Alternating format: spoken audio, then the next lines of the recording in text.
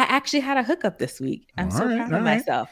I think we've talked similarly about this before, but in the vein of Apple dropping new chips, new Mac Minis, new MacBook Pros, new HomePod Minis, activating new sensors in HomePod Minis, new AirPod firmware is now available for all of them.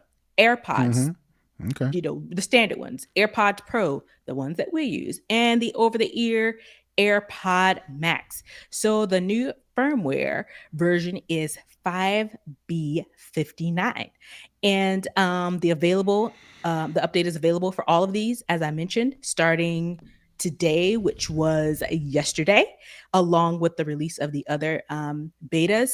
And for you to see if you have the correct version of this 5B59, you just need to go on over to settings on your iPhone, go to the Bluetooth menu, find your AirPods in all of your Bluetooth connected devices, tap on the little eye that's next to whichever AirPods you have, whether it be, you know, base regular AirPods, AirPods Pro, or AirPods Max. If you have all three, if you only have one, click on that little eye and look for that firmware version. Again, you should be looking for 5B59.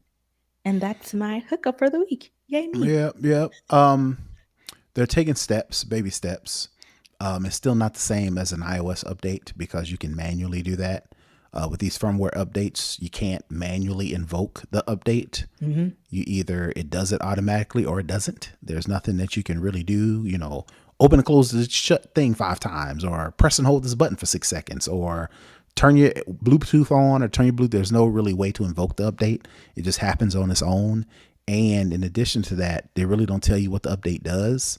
If you look at the No website release with, notes. well, they do have, they don't have release notes for this one. But if you go and look, they have release notes for the previous versions, and all with the exception of one of them, all it says is bug fixes and other improvements. So that's kind of like, takes kind of the wind out of the sails. If you find out, there's a firm for, there's a firmware update, really,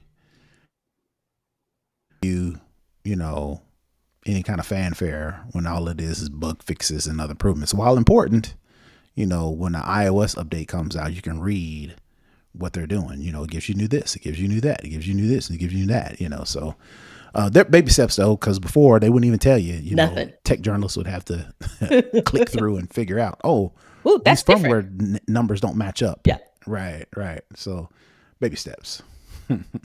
absolutely. And it looks like something else in there that folks need to know. Oh, yeah, yeah, yeah, yeah. So I don't know if I talked about this before. But my hookup is, people hate, for whatever reason, they do not like turning off their devices, their iPhone, their iPad, but they always got problems. For instance, members of my family, they're like, what's wrong with this? My phone isn't working.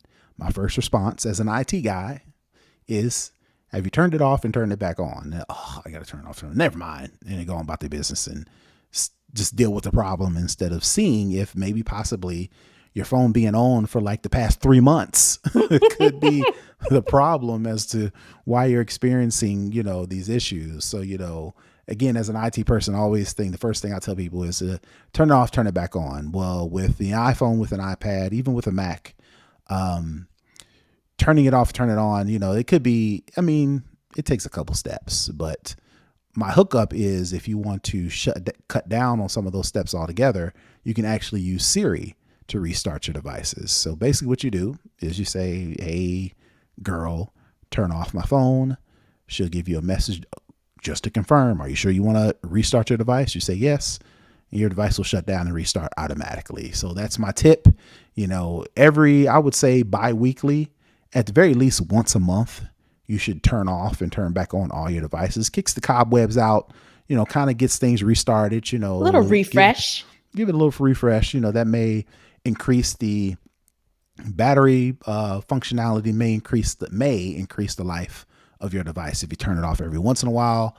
And if you use Siri, you can actually turn it off a little bit easier.